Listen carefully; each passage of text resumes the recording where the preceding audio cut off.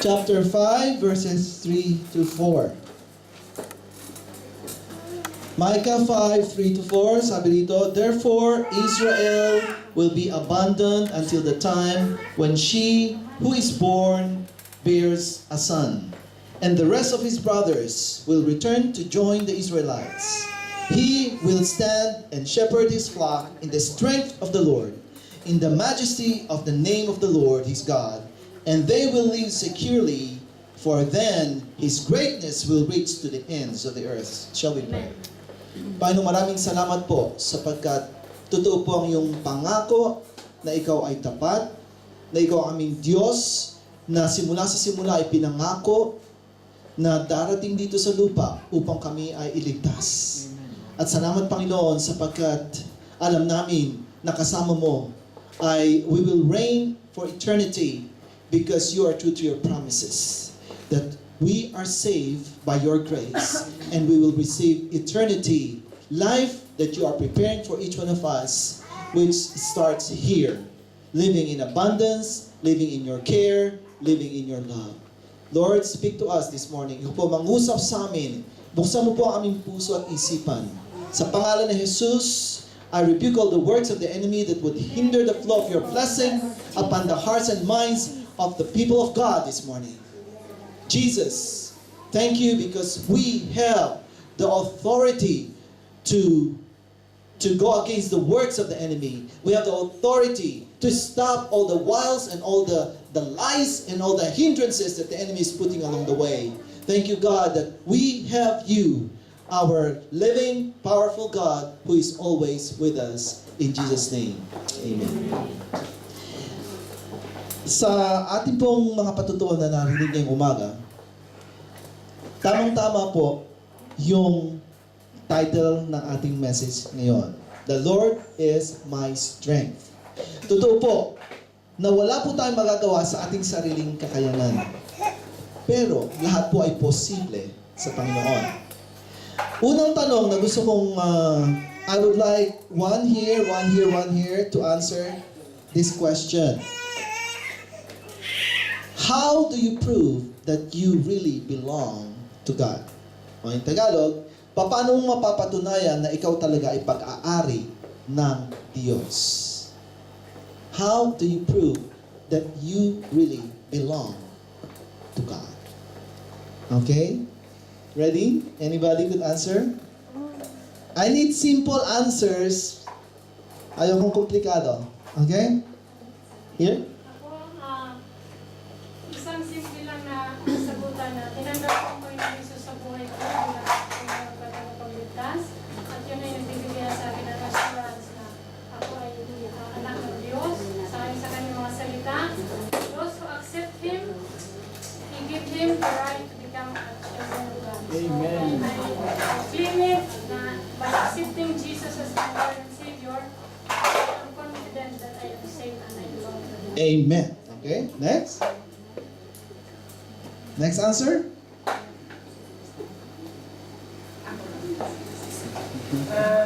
Isang patotoo lang na ako ay kabilang pa rin sa pamilya ng Diyos. Hanggang sa oras na ito, ako'y tumatayo pa rin para sa Kanya. Amen. Hallelujah. Okay, last one?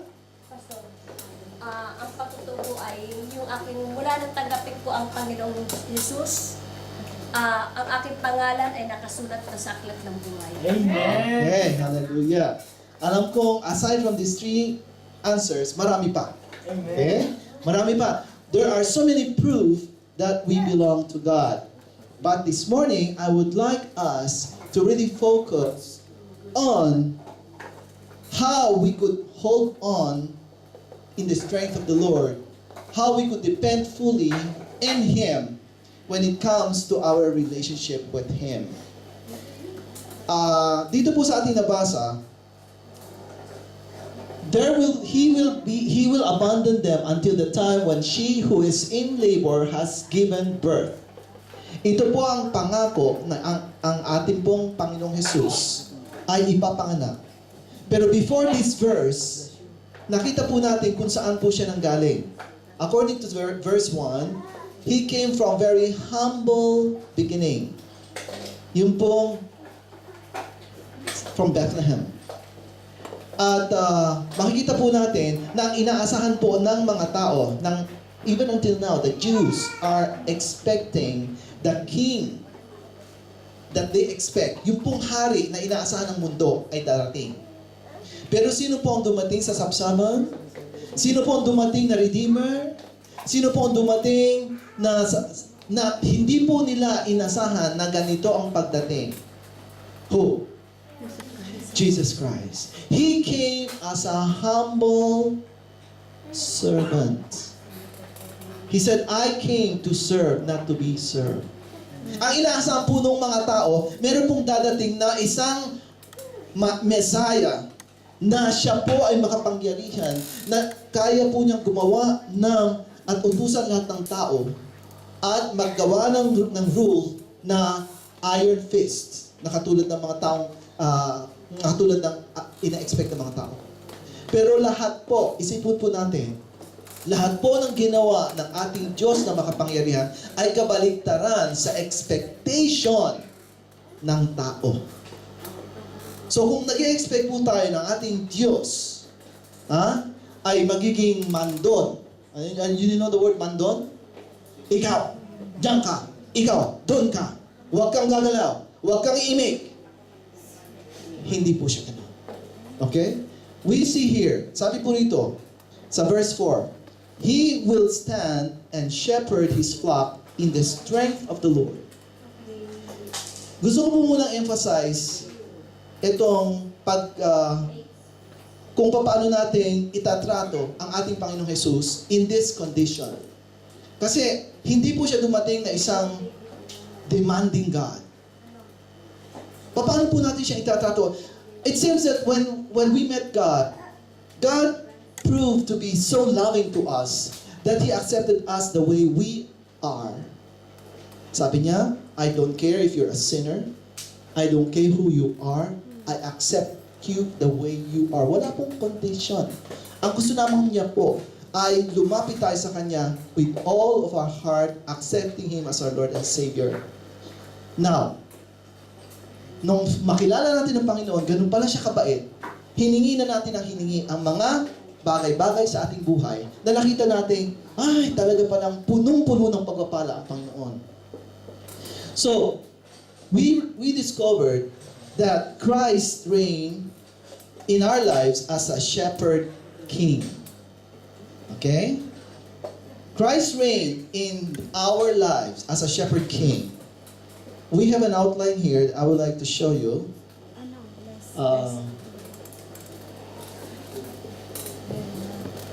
Christ reigned in His church as a shepherd king. He has supremacy. When we talk about supremacy, dapat na wag nating kalimutan na ang Diyos ay Diyos na pagmamahal, but He is also supreme. Supreme means omnipresent, omnipotent, omniscient. Wala pong maikukumpara sa ating Diyos. Siya po ay todo-poderoso. Kapag sinabing omni, todo. Okay? So, His supremacy is that He is our Creator, He is our God, He is powerful, but then His superiority, listen to this, His superiority to us is as a wise and tender shepherd over His needy and loving flock. Kinoconsider po niya tayo na mga tupa na nangangailangan.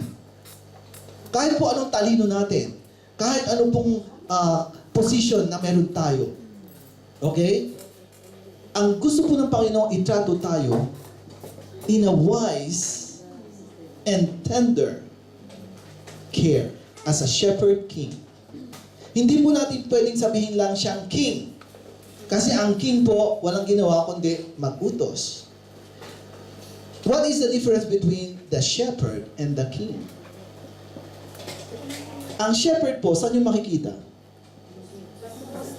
Pastunan. Anong ginagawa ng shepherd sa pastunan? Inaalagaan, pinapakain, iniingatan. Ang hari, saan niyo makikita?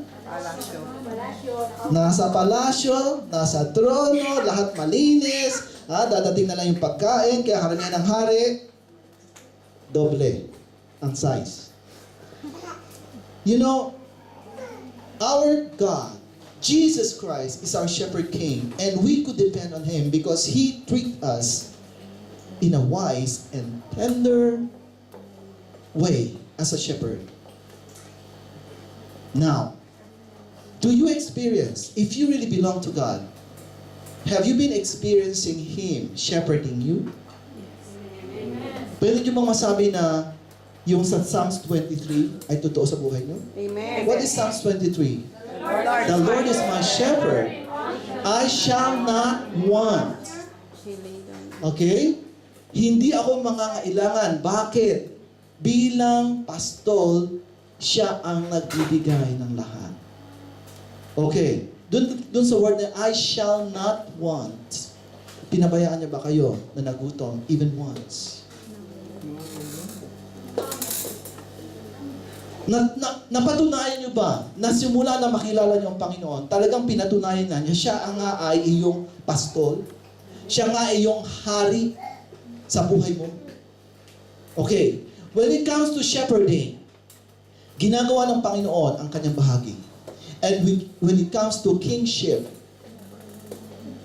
yung authority niya ay nasa sa atin. Now, what is the characteristic of the sheep that our shepherd is expecting? If Christ reigns in His church as a shepherd king, meron pong characteristic yung mga sheeps. Okay? He treat us in a wise and tender way as a needy and loving flock, well taken care of. But then, this is what the shepherd is expecting of us, to render joyfully to this loving shepherd and to know His voice well, and to be ruled in His love and to be doing things in His goodness. Ang karakteristik po na sinasabi ko rito ay kung paano pong tayo tinatrato ng ating shepherd, ganun din po nating itatrato siya bilang ating shepherd. Is He treating us in a gentle way? Is He treating us in a loving way? Kung minsan, ito po ang masakit.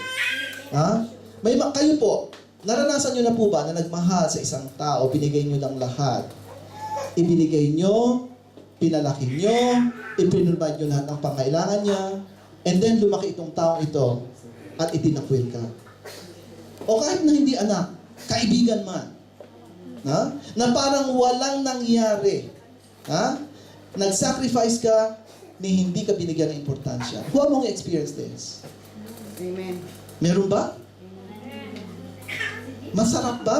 Masarap ba pakiramdam yun? Masakit, pero the Lord is supporting, the Lord is healing. Okay. Praise God that the Lord is there. But you know what? Kung minsan po, ganito ang trato natin sa Panginoon. Okay, when we have needs, Panginoon, kailangan ko nito. Panginoon, ipapangako ko, gagawin ko ito, gagawin ko yan. Ibigay mo lang. Ang Panginoon naman, sige anak, pinangako mo ha? Sige, ibibigay ko. After na matanggap, hindi mo na makita.